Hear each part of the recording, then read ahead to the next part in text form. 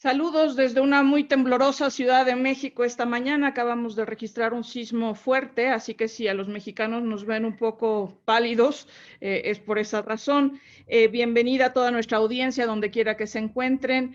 Mi nombre es Erika Ruiz Sandoval y les doy la más cordial bienvenida a esta 10ª edición de la iniciativa Diálogo de Think Tanks México-Unión Europea. En esta ocasión vamos a hablar de un tema fundamental, que es el que tiene que ver con las lecciones aprendidas durante la pandemia sobre políticas de género, sobre lo que tenemos que hacer, porque es evidente que hombres y mujeres están experimentando realidades distintas en esta pandemia, tanto en el mercado laboral como en el ámbito doméstico. Estas realidades reflejan tendencias existentes, ya estaban ahí antes de que llegara la COVID-19, pero se han visto exacerbadas por las circunstancias extraordinarias que han provocado la crisis de salud, incluido el confinamiento, y también la crisis económica que empieza a hacer estragos. Los tomadores de decisiones deben tomar en consideración la perspectiva de género durante y después de la pandemia a la hora de elaborar políticas públicas que involucren a los trabajadores de primera línea, que tengan implicaciones para el trabajo doméstico y de cuidados no remunerados y que ataquen la violencia de género para poder proteger a las personas en situaciones vulnerables. Los trabajadores de primera línea, como ustedes saben, tienen niveles mucho más intensos de exposición a la COVID-19 y tienden a ser sobre todo mujeres quienes están en esos puestos. En la Unión Europea, 76% de los trabajadores de salud y 86% del personal dedicado a brindar cuidados en los servicios sanitarios son mujeres. En el caso de México, 79% de los enfermeros son mujeres y 96% del personal de cuidado también son mujeres. Evidentemente, también son las mujeres las más afectadas por la pandemia porque sus trabajos o sus actividades requieren el contacto físico, como es el caso de los cajeros de supermercado, o porque trabajan en sectores muy afectados por el confinamiento, como pueden ser hoteles y restaurantes.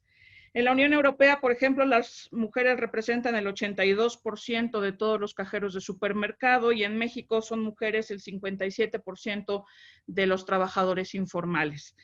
En este sentido, las decisiones incluidas en los paquetes de recuperación económica o dirigidas a los profesionales de la salud deben considerar el bienestar y la salud ocupacional de las mujeres. En el tema de la violencia doméstica, las medidas de confinamiento han profundizado las disparidades estructurales que afectan a mujeres y niñas. En todo el mundo se ha registrado un incremento intolerable en la violencia doméstica y de género debido a las tensiones que produce el confinamiento. No hay datos para la Unión Europea en su conjunto, pero, por ejemplo, países como Francia han registrado un aumento del 32% en los reportes de violencia doméstica por semana, mientras Lituania registró un aumento del 20% en los reportes de violencia doméstica en el confinamiento con respecto al mismo periodo en 2019. En la Ciudad de México, los reportes telefónicos por violencia doméstica aumentaron en 191 y 210% respectivamente en los 2 primeros meses de confinamiento en comparación con el mismo periodo de 2019. La Unión Europea reconoce estas disparidades y ha identificado a las mujeres y las niñas como grupo prioritario en el paquete Team Europe con un monto de más de 23,000 millones de euros. La Unión Europea ha hecho un llamado al más alto nivel para que los servicios de salud y protección estén plenamente disponibles para atender las necesidades y respetar los derechos de las mujeres, incluidos los derechos sexuales y reproductivos. La participación plena y efectiva de las mujeres en los procesos de toma de decisiones en todas las etapas de respuesta al coronavirus y en la recuperación debe asegurarse.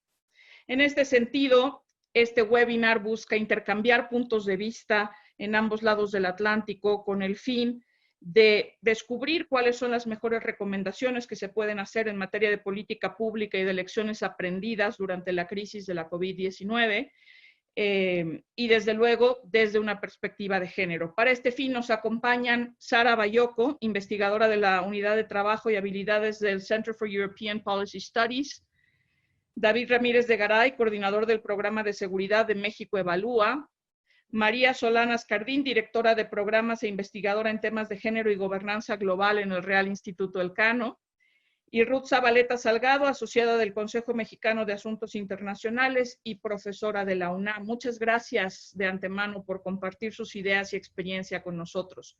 Conforme avance la conversación, por favor, escriban las preguntas que tengan en el chat en línea de este webinar y diríjanlas al experto de su preferencia.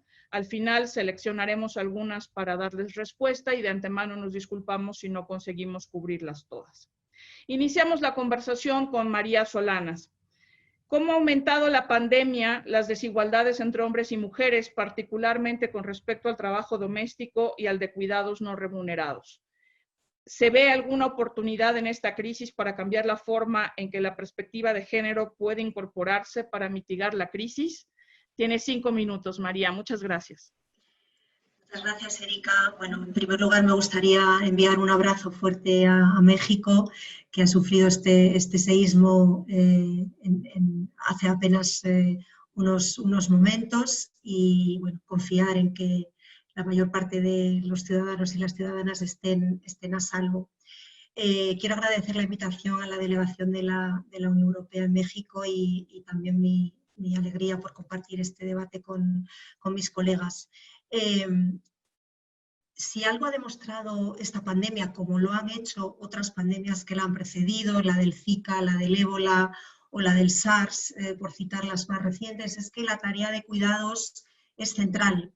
Y la tarea de cuidados, digamos, sobre ella se establece todo el peso de la respuesta, tanto de la crisis sanitaria, como bien ha señalado Erika, como también en lo que tiene que ver con la atención de los menores y la atención de las tareas domésticas o la atención de los mayores dependientes. Esa tarea, antes de que viniera la COVID-19, ya correspondía en mucha mayor carga a las mujeres en todo el mundo. No estamos hablando de una realidad solo de la Unión Europea o de América Latina, estamos hablando de una realidad global. Las mujeres en todo el mundo, en base a los roles y estereotipos de género que se nos atribuyen como cuidadoras en nuestras respectivas sociedades, asumimos de una manera mayoritaria esa tarea de cuidados.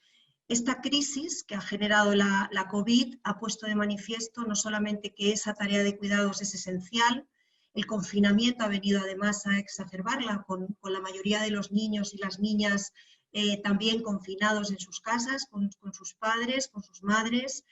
Y esa tarea de atención a los menores que no han podido ir a los centros educativos por el confinamiento también ha sido asumida mayoritariamente por las mujeres. Todo este trabajo no remunerado de los cuidados, de la atención a los menores, de las tareas domésticas, es un trabajo invisible, que carga enormemente a las mujeres, que no se refleja en ninguna de los elementos que digamos, forman el Producto Interior Bruto de un país, de una economía, pero que es esencial, y esto la pandemia de la COVID lo ha demostrado, es esencial para mantener la respuesta.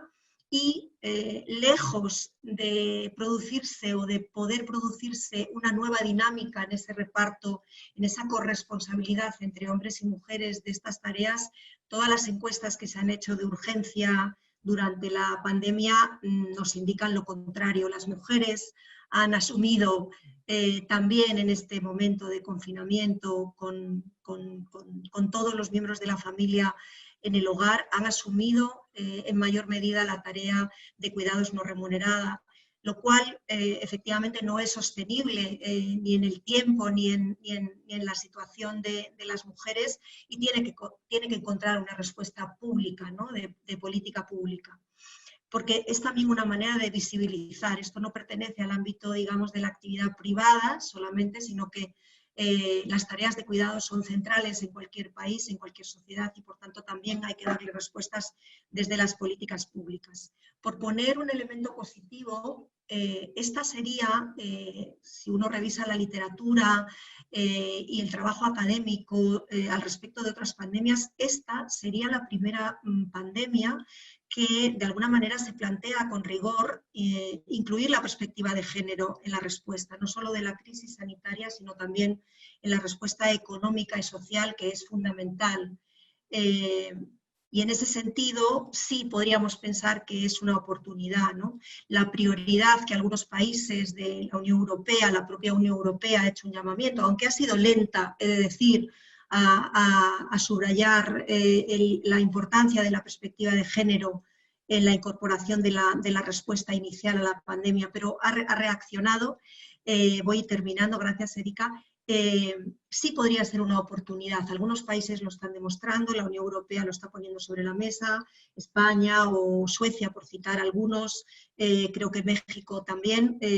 Sería una oportunidad de por primera vez asumir en una crisis de esas características, que pueda además ser modelo para crisis futuras como crisis climáticas, por ejemplo, que tendremos, crisis de emergencia climática, incorporar la perspectiva de género como mejor respuesta para salir mejor, con más equidad de la crisis que estamos sufriendo y que vamos a sufrir. Muchísimas gracias, María. Sara, ¿cuáles son las principales políticas en términos del mercado laboral que ha implementado la Unión Europea en respuesta a la pandemia y cómo se ha incluido en ellas la perspectiva de género? Tienes 5 minutos. Gracias, Sara.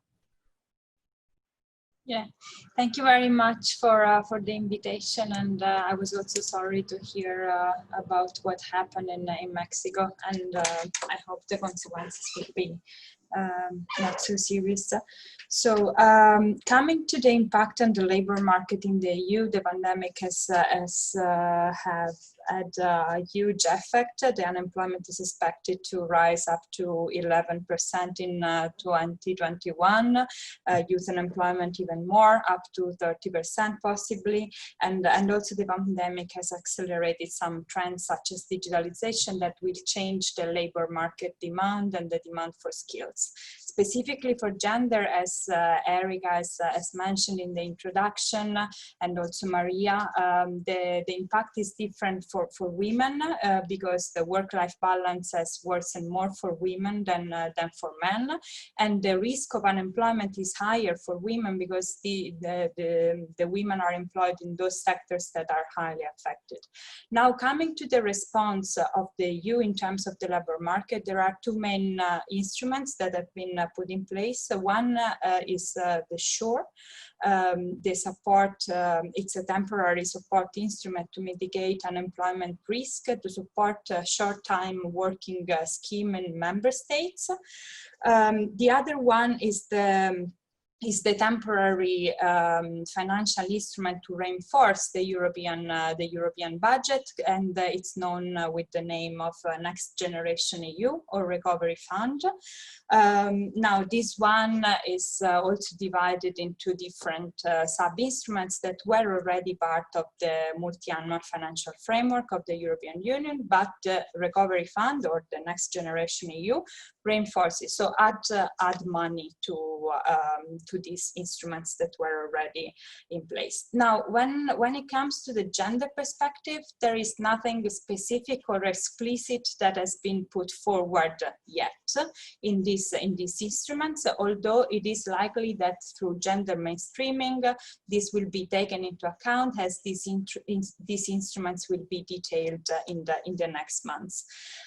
It is also important to remark that the current Commission has a high political commitment to gender equality. In fact, it's the first European Commission that has appointed a commissioner with a dedicated portfolio for equality, Helena Dalli. And under her mandate, the commissioner had indeed the Commission had indeed approved right before the COVID-19 outbreak the gender equality strategy for the period 2020-2025. So the gender equality strategy was already in the agenda of the Commission, but it will indeed provide the framework to integrate the gender perspective during the recovery in the EU. The gender equality strategy has 3 main pillars for action, which reflect an holistic and integrated approach to gender equality, because it tackles the gender-based, it aims to address gender-based violence and stereotypes, to increase to improve the position of women in the labor market, and finally to promote the leadership of women in economy and society. In addition to this pillar, the gender equality strategy also remarked the importance of gender mainstreaming in all the EU policy initiatives, and so this will apply also to the initiatives initiatives that are approved under the recovery plan after the COVID-19. Indeed, the strategy establishes a task force for equality, which includes representatives of each policy areas to represent the gender perspectives around all the tables that tackle that discuss policies for the labor market, but also in other policy areas. So gender mainstreaming, I would say, is the main instrument that is currently available to include the gender perspective in the recovery plan. Indeed, Elena Dalli has ensured that the task force is being participating around the tables. However, I mean, it's always hard to monitor how this is implemented, because there are no clear objectives in terms of expenditure to dedicate to gender objectives, and also there are no data on how expenditure is allocated across gender. There are also other initiatives of the European Commission, but maybe I can detail later on how this can impact on the labor market during the recovery. Thank you so much, Sara. Vamos ahora al caso de México. David Ramírez, ¿cuáles han sido los efectos de la violencia contra mujeres y niños durante la pandemia en México? Y si tienes algunas recomendaciones de política pública para que los gobiernos locales den respuesta efectiva a esta situación. Tienes 5 minutos. Muchas gracias. Gracias, Erika. Bueno, buenos días a todos y a todas, a las colegas que están participando, a la Unión Europea por invitarnos y a todos los y las que nos están acompañando. Empiezo directamente con el punto. Yo lo plantearía de la siguiente forma. El reto que representa la pandemia con las acciones que se han tomado para contener su crecimiento está inserto, es como el tercer tiempo de 3 tiempos distintos que han sido particularmente desfavorables para las mujeres en el país, y yo creo que hasta podemos hablar de América Latina y de otras partes del mundo, pero me concentro en el país. El primer tiempo es el primer tiempo que fue marcado claramente por la reacción del movimiento feminista, en donde hubo grandes protestas, grandes movimientos, tomaron las calles, de las protestas más fuertes, más visibles, con mayor energía y mayor coraje que ha registrado el país por parte del movimiento feminista, tanto en agosto de 2019 como en la más reciente, en marzo de 2020, para visibilizar dos cosas, ¿no? El gran problema que implica la violencia de género que estamos viviendo en el país y la ausencia de respuesta, de empatía de los gobiernos en distintos niveles, ¿no? Aquí estamos hablando de gobierno federal, gobiernos estatales, gobiernos municipales, particularmente el gobierno que tenemos ahora ha proporcionado respuestas poco satisfactorias ante el movimiento feminista. Entonces, eso ha sido un primer tiempo en donde se inserta esta situación en la que estamos ahora. El segundo tiempo es justamente la pandemia, ¿no?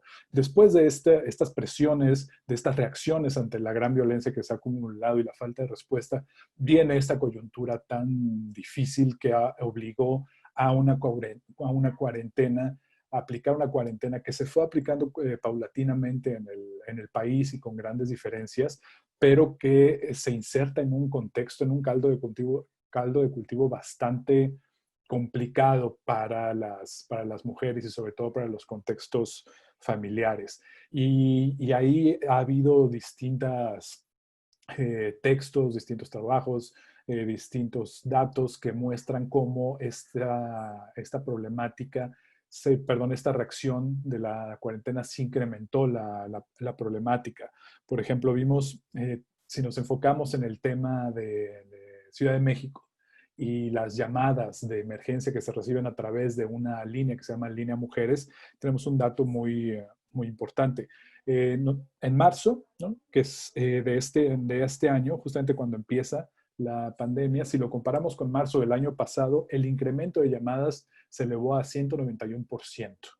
Y para abril se incrementó en 210%. ¿no? Entonces, esto es un claro ejemplo de que hay allí un problema y las autoridades nuevamente no estaban pudiendo dar una respuesta. Esto constituyó el segundo tiempo de la relación entre género y pandemia, violencia de género y pandemia. El tercer tiempo en el que estamos, o en el que vamos a entrar poco a poco, es el escenario post-COVID o post-pandemia, post-cuarentena. Porque si una de las cosas en las que podemos estar seguros que va a pasar en ese escenario es que nos va a acompañar una crisis económica que hace mucho tiempo que no hemos visto. Y no solamente va a ser local, va a ser nacional, va a ser regional, va a ser global. Y ahí sí, hay muchos ejemplos en la literatura, tanto de violencia de género, criminológica, etcétera, que las crisis económicas tienen impactos serios en los abusos contra mujeres, en la violencia contra las mujeres. Entonces ahí lo que estamos esperando es que en estos 3 tiempos que se están marcando, se está acumulando un contexto muy difícil y que ojalá gobierno, sociedad civil, sector privado podamos aportar una respuesta, soluciones de las cuales más adelante hablaré cuáles son las opciones. Gracias. Muchas gracias, David. Sí, el panorama se complica y sobre todo por el tema de la crisis económica que se añade a todo lo demás. En ese caso, querida Ruth Zabaleta, ¿cuáles son las principales consecuencias económicas de la COVID-19 para las mujeres en México? ¿Es posible que los programas sociales existentes puedan responder a esta situación extraordinaria? Tienes 5 minutos.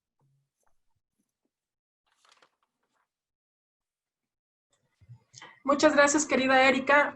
Un saludo a todos los que estamos todavía temblando por el temblor y sobre todo agradecer pues, la organización a la Unión Europea de este tipo de diálogos. ¿Qué teníamos antes de la pandemia en México? Nosotros teníamos, al igual que el mundo, pues un modelo económico patriarcal que determina que las mujeres asuman un rol de trabajadoras del hogar y cuidadoras de niños y de personas de tercera edad. ¿Por qué digo esto? Pues tan solo hay algunos ejemplos que podrían ser contundentes respecto a este tema. El caso de las ninis, llamadas despectivamente, que pues, son personas que ni trabajan ni estudian, pues el 80% son mujeres, pero más del 90%, 9 de cada 10 de estas mujeres realizan trabajos en la casa. O sea, no es cierto que no hacen ningún trabajo, sino realmente hacen actividades en el hogar. Luego hay un 57%, tal y como tú lo dijiste, de mujeres que trabajan, pero en el ámbito informal. Y de estas mujeres hay más de 1.800.000 que se dedican a trabajos domésticos. Entonces, estas mujeres no tienen prestaciones. Lamentablemente, un poquito antes de la pandemia, el Congreso de la Unión hizo cambios para que se les pudiera pues, otorgar estas prestaciones por parte de quienes las contratan. Se vino la pandemia y se quedó suspendido pues esta obligatoriedad que tendrían las personas que las contratan. Luego también tenemos otro dato importante que son que las mujeres en México en promedio al mes ganan 5,800 pesos las que tienen trabajo formal contra 7,500 pesos que tienen los hombres, que de todos modos sigue siendo muy bajo en términos generales.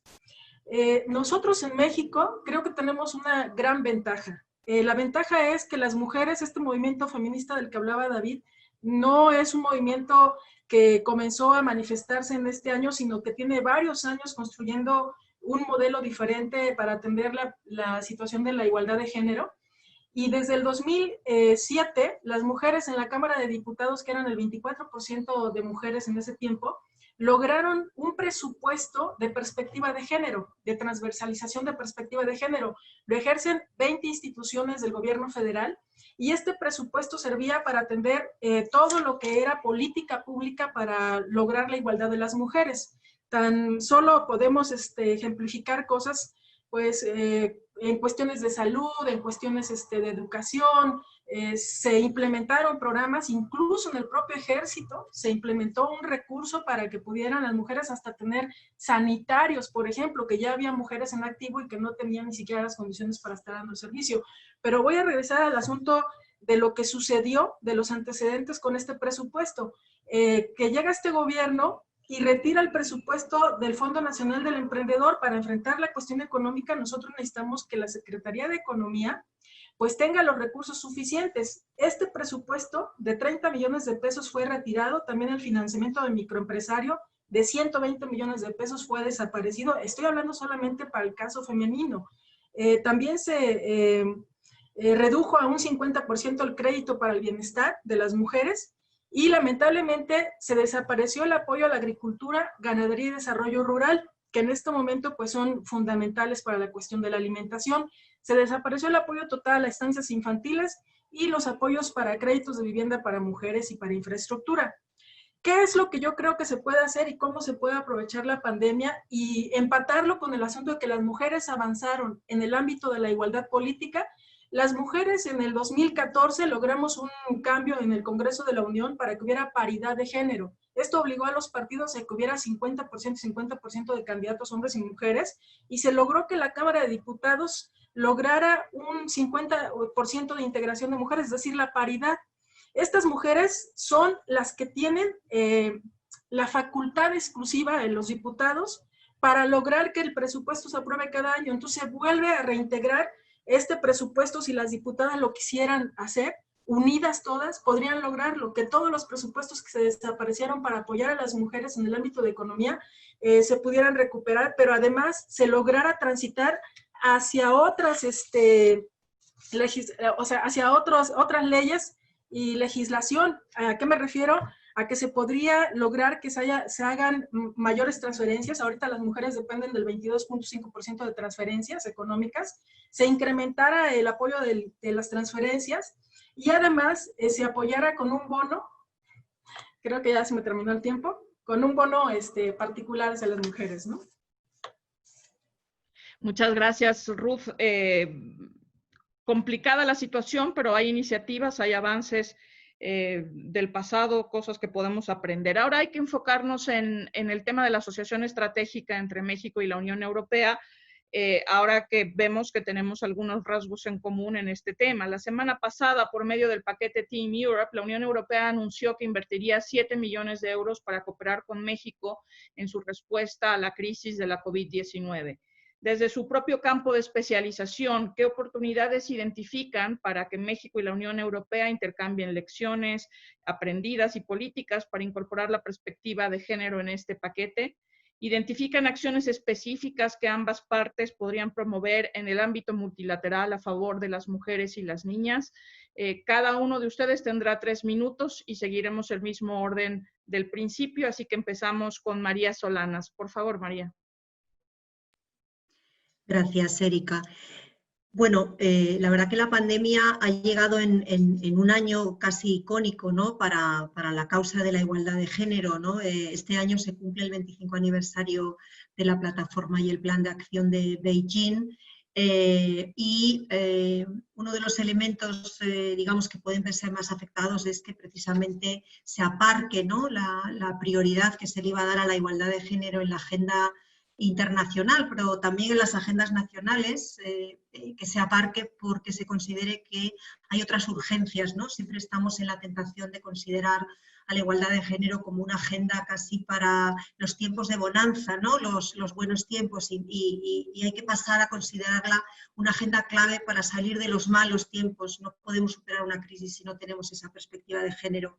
Así que un primer punto que se me ocurre para, digamos, colaborar en el plano multilateral en un momento en el que además la agenda de la igualdad de género está sufriendo una erosión y se está produciendo un desgaste en algunos países, incluso en algunos países europeos, de los derechos y libertades de las mujeres. Creo que la Unión Europea y México tienen que apostar de una manera más firme, más reforzada. El tiempo lo pide para que este año no sea un año perdido, no sea una ocasión perdida para relanzar la agenda de Beijing.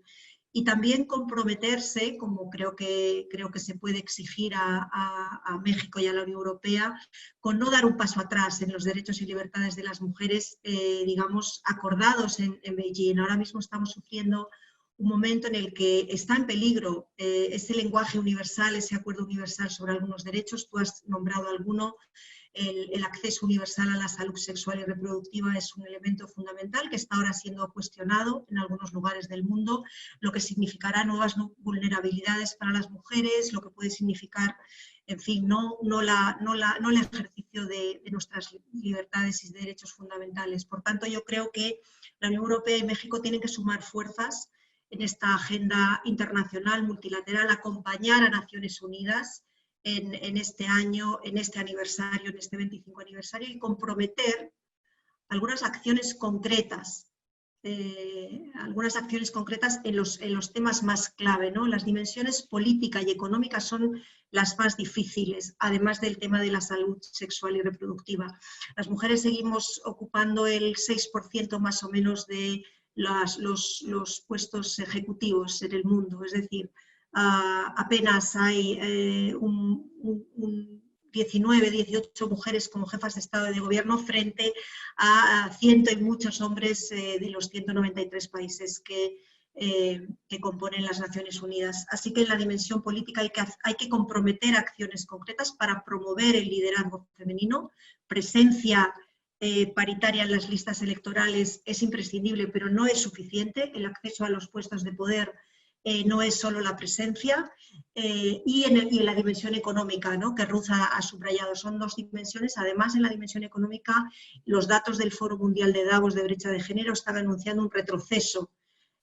Todavía nos tomará más tiempo, si no se toman medidas adicionales, para alcanzar la igualdad de género. La Unión Europea, por dar un dato y terminar aquí, tardaría en la situación actual, y si no toma medidas adicionales, 54 años en llegar a la paridad. Recordemos que 25 años después de Beijing, ningún país del mundo, ni siquiera los más avanzados, han logrado la igualdad. Por tanto, tienen que sumar esfuerzos y comprometer acciones concretas, específicas, en los planos económico y político fundamentalmente, y no vencer, digamos, resistir el intento de desmontar algunos elementos fundamentales de Beijing, como el acceso universal a la salud sexual y reproductiva. Gracias. Muchísimas gracias, María. Sara, your thoughts?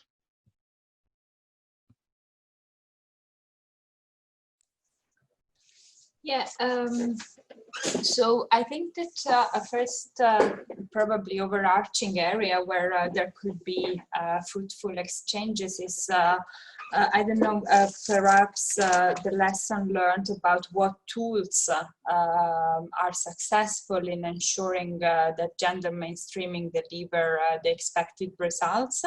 And regarding this, it's also possible to cooperate to enhance monitoring of such results through data collection that fits to the purpose. Then also an overarching area is how to build an integrated political framework to address the multidimensionality of gender inequality that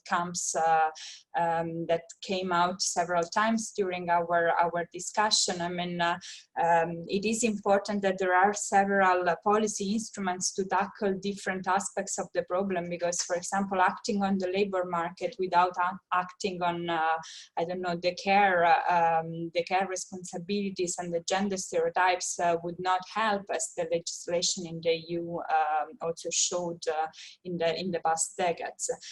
Then concerning some policy areas specifically, I think that there is room for cooperation and exchange of experiences and best practices in the area of skills development. I guess that in the next years, skills development will be more important than ever because of the digital transformation that accelerated, as I mentioned, but also because all the women working in those sectors that are highly affected by the pandemic will need to reskill or upskill to be able to transit in the labor market and avoid to be left outside the labor market. So in the area of skill development, I think that there is room to identify what works and what does not work, to make sure that investments are effective. And then something that also Ruth mentioned, the caring infrastructure. This is a very important aspect of female labor market participation, and it requires time to be enhanced. So I think that insisting on cooperation on early childhood and care, early childhood education and care could help both areas to, I mean, both Mexico and the EU to improve on gender equality. Muchas gracias, Sara. David. ¿Qué Sí. ideas se te ocurren? Hay dos ejes sobre los cuales todos los actores involucrados, y aquí remarco involucrados como no solamente autoridades, sino también otros sectores de la población, pueden hacer algo en el tema de los retos que se vienen en el escenario post-COVID para la violencia de género. En primer lugar, tenemos que trabajar en reducir la terrible cifra negra que tenemos en el país y que en un escenario de cuarentena y en un escenario post-COVID no va a reducirse de manera natural, ¿no? Al contrario. Por ejemplo, durante la cuarentena ya se ha estudiado, se ha documentado que se redujeron las carpetas de investigación que son las que generan la cifra oficial que el gobierno da de distintos delitos relacionados con violencia de género, pero se redujeron porque la denuncia era todavía más difícil. No podían salir a poner una denuncia, las oficinas en donde se reciben las denuncias estaban cerradas, etcétera, ¿no? Entonces, ese tipo de cosas se tienen que atender no solamente mejorando y evitando la revictimización dentro de las instancias encargadas de recibir la denuncia, sino abrir otro tipo de canales para captar información y captar estas llamadas de emergencia, estos solicitudes de auxilio, solicitudes de información. Son insuficientes. Tenemos un 911 que es relativamente reciente y que necesita todavía mucha inversión y mejorar sus protocolos para dar cuenta de eso. Ese es uno de los primeros pasos que se tienen que hacer, abrir los canales para que entre la denuncia y para que las mujeres que necesiten atención y estén en situaciones de emergencia puedan tener una voz y la puedan recibir. En segundo lugar, viene el tema de atender las vulnerabilidades que se van a generar o se van a incrementar a raíz de la crisis económica que viene. Y esto tampoco es algo muy complicado porque podemos tener, a partir de la información que tenemos, podemos identificar perfiles muy claros de qué sector dentro de las mujeres son mucho más vulnerables con el tema de la violencia de género. Por ejemplo, los datos que nos aporta la línea Mujeres en la Ciudad de México, esto que mencionaba al principio de mi participación, nos da muy, muy claro. Por ejemplo, la edad promedio de las víctimas son 40 años, el 58% de las víctimas son solteras, 44% son empleadas, el 34% se dedican al hogar, el 66% da cuenta de que están siendo victimizadas por sus parejas, ¿no? Entonces, con todo este tipo de información podemos generar perfiles muy claros para poder atender estas vulnerabilidades que se van a exponenciar con la crisis social. Ahora, con la crisis económica, perdón. ¿Cómo podemos hacer esto? Bueno, no se necesita solamente un trabajo de policial como tal, se necesita un trabajo mucho más integrado en donde las distintas herramientas que tiene el Estado pueden hacer uso de esta información, de detectar perfiles, detectar la dimensión local, es decir, los contextos urbanos en donde esto se está dando y poder actuar ahí. Por ejemplo, hay evidencia, hace falta ver cómo funciona eso en México, de que una forma de atender el feminicidio, por ejemplo, de manera temprana, es tener la capacidad de detectar intentos de suicidio por parte de hombres. Si el Estado, si las instituciones tienen la capacidad de detectar eso, no puede reducir la probabilidad de que se realice un feminicidio. Entonces, por ahí van las cosas que debemos de pensar hacia dónde podemos atacar estas vulnerabilidades. Muchas gracias, David. Ruth, la respuesta en materia económica ha sido muy distinta en Europa que en México. ¿Esto qué significa para las mujeres mexicanas? Tienes 3 minutos. Gracias. Muchas gracias, Erika. Yo creo que nosotros hemos avanzado muchísimo las mujeres mexicanas desde que tenemos una importante participación en el Congreso de la Unión, y eso ha sido a partir de la unidad de las mujeres. Y en este caso yo quisiera retomar la pregunta original que nos hicieron. Antes le quiero enviar un saludo a los integrantes de Comexi que nos están enviando mensajes. Me parece importantísimo que este recurso se destine para tener datos actualizados, oportunos, para poder crear diagnósticos y poder dar respuestas oportunas.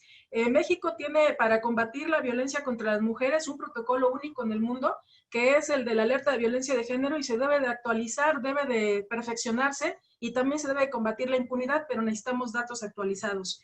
Otra cuestión que me parece fundamental, porque muchas mujeres de las que están ahora participando en el Congreso de la Unión no tenían experiencia legislativa, que ese recurso sirva para capacitar a las mujeres, para que puedan proponer iniciativas y puedan proponer soluciones legislativas en leyes nuevas o reformas constitucionales para poderle dar oportunidad a las mujeres para enfrentar esta problemática económica.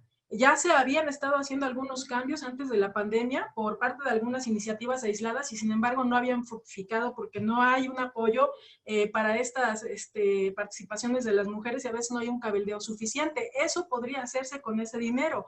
Otra cuestión a mí que me parece importantísima es que los organismos internacionales tengan confianza en las mujeres, que la Unión Europea pueda destinar mayores recursos a organizaciones como México Evalúa o como otras organizaciones que también apoyan a las mujeres para poderles dar capacitación en este periodo, para poder reactivar económicamente sus pequeñas empresas, sus medianas empresas, que haya un banco de mujeres. ¿Por qué nos pueden dar los recursos de manera directa para que nosotras impulsemos también el apoyo económico al país? O sea, me parece fundamental que los organismos internacionales también puedan apoyarnos de manera definitiva. Y una última cuestión que a mí me parece fundamental es obligar al Poder Judicial a nivel internacional a que tenga un mayor protagonismo en una participación de solución de problemas. O sea, la impunidad en nuestro país es lo que ha evitado que haya mejores resultados de las políticas públicas que se impulsan desde el Poder Legislativo y desde el Poder Ejecutivo. El Poder Judicial a nivel internacional debe también de rendir cuentas y haber puntualmente un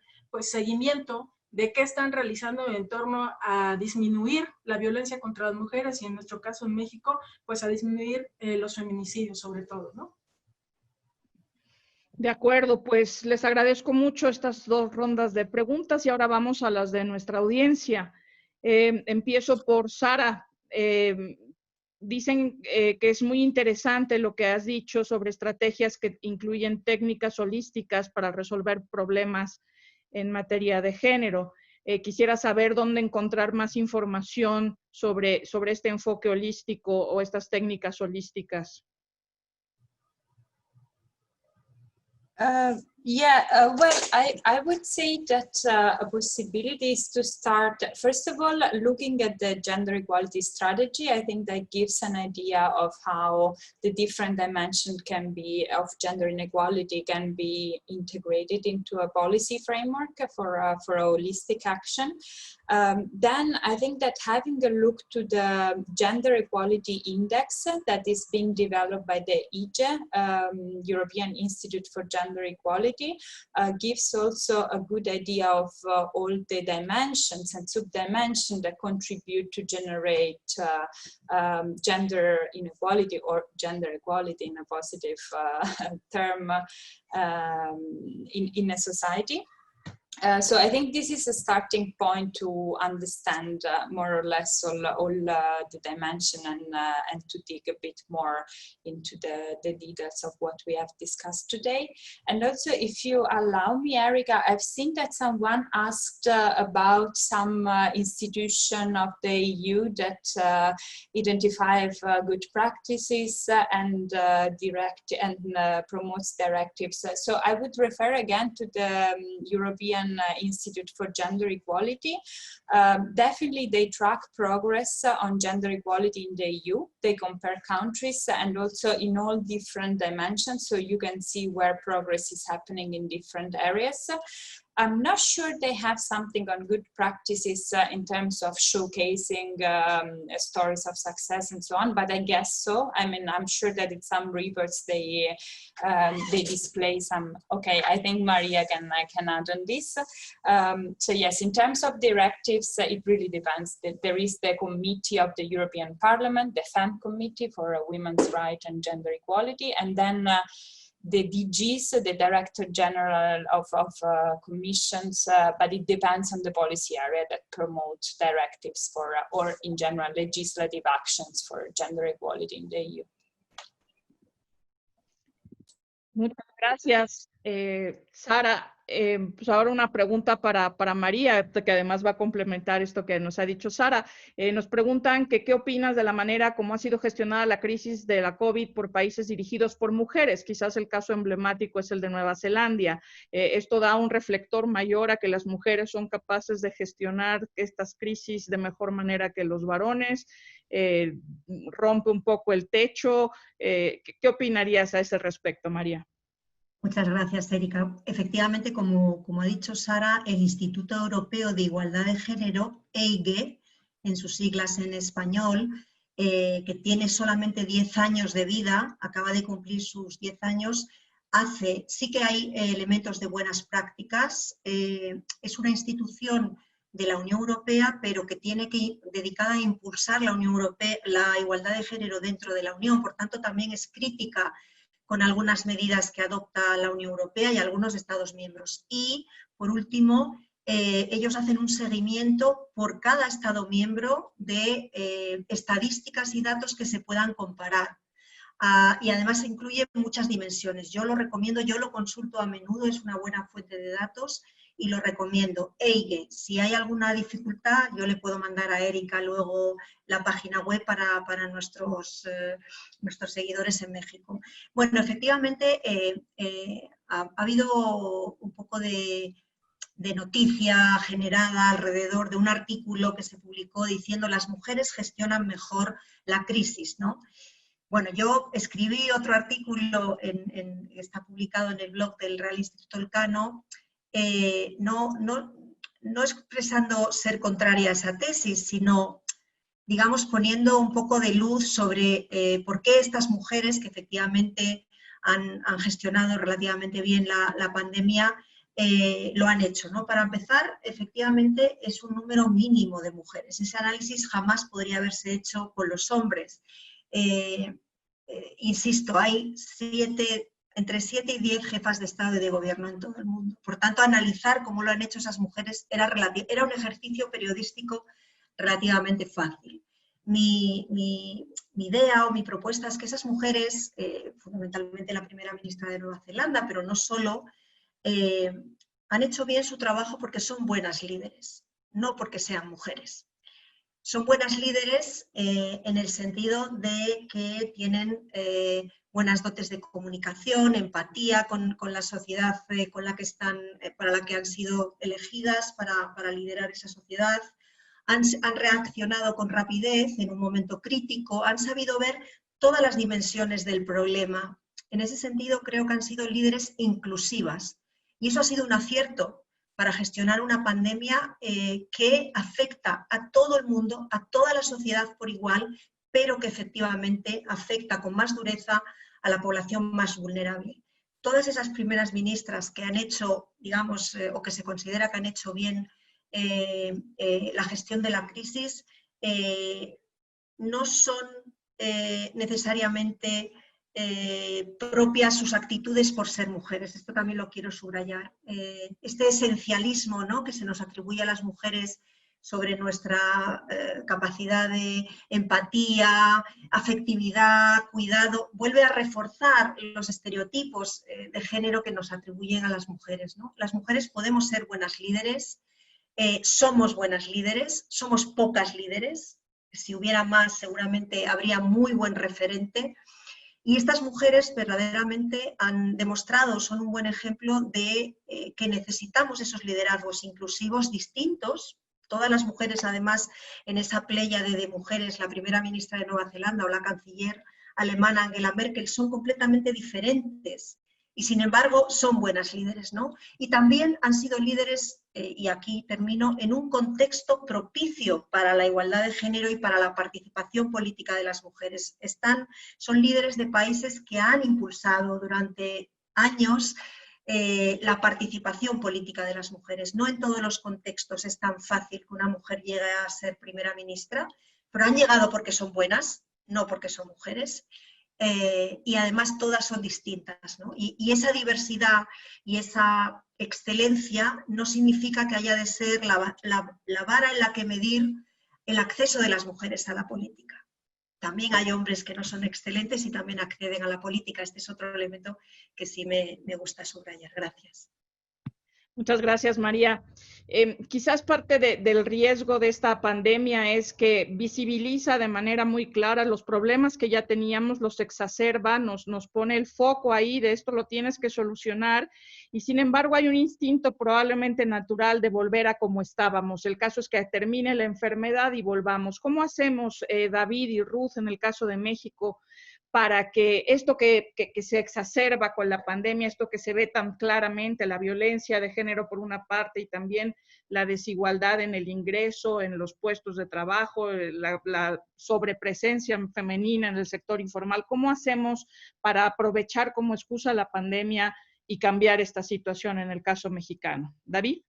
Sí, claro, Erika, gracias. Y aprovecho también para abundar un poco sobre el punto de que la cooperación internacional, en específico la Unión Europea, no le puede enfocar sus baterías para apoyar justamente a revertir esto que se está generando y no regresar a esa normalidad que ya de por sí está generando graves problemas y grandes daños en la población. En primer lugar, necesitamos insistir en que se necesita información. Es una gran mentira que de repente aparece en los medios, en los debates, que el problema está sobrediagnosticado, y no es cierto. Realmente hace falta muchísima información. Los contextos latinoamericanos adolecemos mucho de información de calidad para conocer cuál es la extensión del problema y poder atenderlo con las herramientas que están disponibles. Entonces, ese es uno de los puntos. Necesitamos mejorar la información que tenemos a la mano para saber la extensión de la problemática, la extensión de la victimización, la extensión de la revictimización.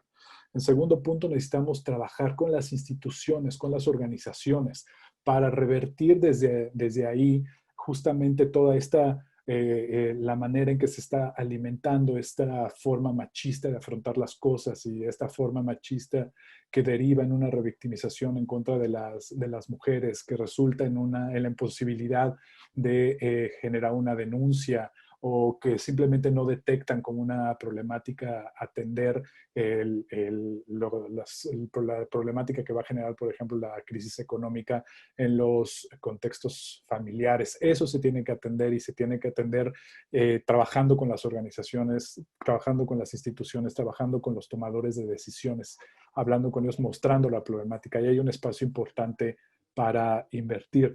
Y en el tercer punto sería intervenciones. Hay una de las cosas que México ha logrado avanzar poco a poco, es que se han generado esfuerzos locales que sí han logrado poco a poco ir mostrando que hay rutas posibles para salir adelante.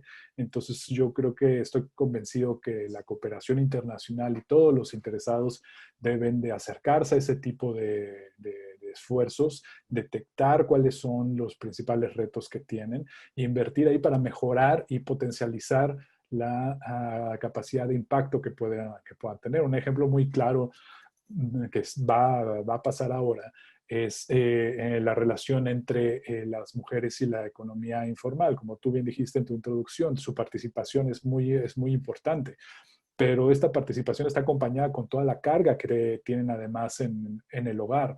Y esto, si además tomamos en cuenta el factor de sus parejas, va a generar una tensión en el hogar que va a exacerbar problemas que ya existían. Entonces, si no estamos diagnosticando esto y pensando con el apoyo de la cooperación internacional y con el apoyo de todos los actores involucrados en formas de atenuar estas vulnerabilidades muy localizadas también, ¿no? Entonces no vamos a tener un problema que no vamos a poder contener. Entonces esos serían los 3 puntos que yo sugeriría en donde nos tendríamos que enfocar para encaminarnos hacia una salida de lo que viene. Muchas gracias, David. Ruth, esta misma pregunta, pero también enfocada a que nos preguntan si hay algún mecanismo o programa en México que garantice que se inserte la perspectiva de género en la formulación de políticas públicas, en todas ellas, en todos los niveles. ¿Tenemos algo así? Sí lo tenemos. Bueno, el presupuesto de perspectiva de género se origina precisamente por la discusión que se hace en el Congreso de la Unión de tener una política así.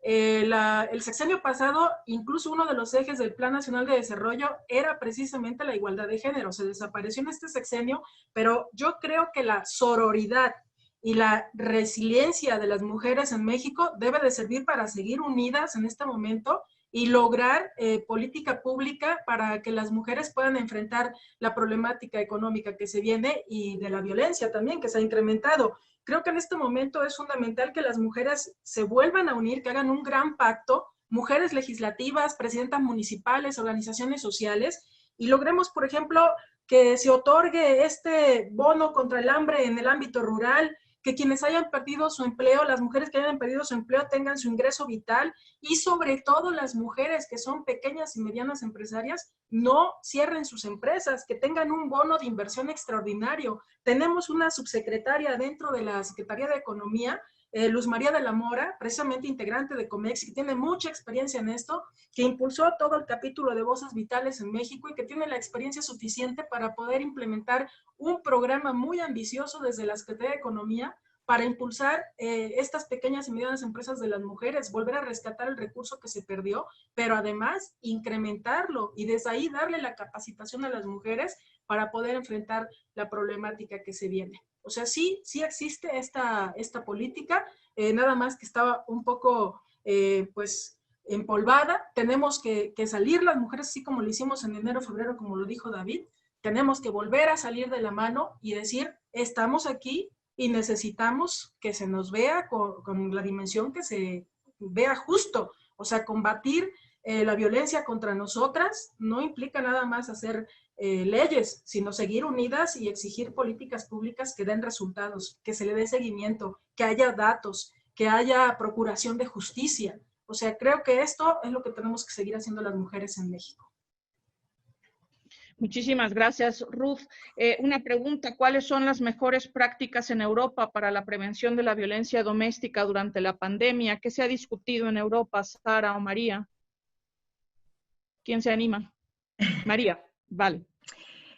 Bueno, la verdad que no todos los Estados miembros de la Unión Europea tienen, digamos, la misma legislación y las mismas medidas para combatir la violencia de género. De hecho, hay países que no lo tienen, digamos, como un proyecto central, ¿no? El caso de España, como saben, se aprobó de manera muy incipiente una ley integral contra la violencia contra las mujeres, y la propia Unión Europea ha suscrito el tratado internacional más importante a este respecto, que es el Convenio de Estambul, del Consejo de Europa. La Unión Europea lo ha suscrito, pero algunos Estados miembros todavía no lo han hecho. Y además, en la medida en que algunos Estados miembros no lo hagan, digamos que el Convenio de Estambul tendrá dificultades también para incorporarse a la acquis communautaire, a la legislación europea, digamos, de manera plena, ¿no? Pero aquellos países que hemos implementado leyes contra la violencia contra las mujeres, digamos que el elemento fundamental en el caso de la ley española es incluir todas las dimensiones del problema, las dimensiones, por supuesto, de denuncia, protección, de seguridad, pero también la dimensión social del problema, facilitar a las mujeres que sufren violencia la posibilidad de salir de sus casas, digamos, de estar en un hogar, en una casa segura, ¿no? Todas estas medidas de carácter social son casi tan importantes como las medidas de seguridad. Y digamos, cualquier ley que en estos momentos aspire a ser eficaz tiene que ser una ley integral que también incorpore efectivamente protección a los hijos, protección social, económica, protección psicológica, y otro elemento fundamental también de la ley es que los juzgados, no solamente las policías que reciben las denuncias, los juzgados que juzgan tengan también una expertise de género, porque, bueno, como en cualquier sociedad del mundo, la mayoría del Poder Judicial no ha enfrentado esos problemas hasta recientemente, que se han puesto, digamos, sobre la mesa como problemas sociales, ¿no? Han salido del ámbito privado, afortunadamente, y por tanto también hay una parte de la ley que incluye la formación de los jueces y de las juezas para poder abordar todas las dimensiones de la violencia contra las mujeres. Yo recomendaría a la española por ser una ley, digamos, pionera. Hay algunos otros países de la Unión que tienen legislaciones, y como gran tratado, digamos, más más completo y el más garantista el Convenio de Estambul del Consejo de Europa, sin ninguna duda. De acuerdo, pues muchas gracias, María. Infelizmente se nos agotó el tiempo. Yo esperaría y desearía de todo corazón que una vez que la pandemia ha visibilizado de esta forma que todavía nos queda mucho camino por recorrer, tanto en Europa como en México, que nuestra nueva normalidad sea de verdad de más igualdad, con mucha más perspectiva de género, y que de verdad contemos con esta cooperación internacional entre nosotros para tener los recursos, los datos, la información, para poder atacar de lleno este problema que es común a todos sin importar aparentemente niveles de ingreso. Agradecemos también a nuestra audiencia por estar aquí, a pesar del susto, los que están en México, y les invitamos a responder la encuesta que les enviarán por correo electrónico. Mil gracias a los panelistas por su tiempo, su disposición y su conocimiento, y nos vemos aquí la próxima vez para discutir algún otro tema importante que nos vincula a la Unión Europea y a México. Un abrazo fuerte, cuídense mucho.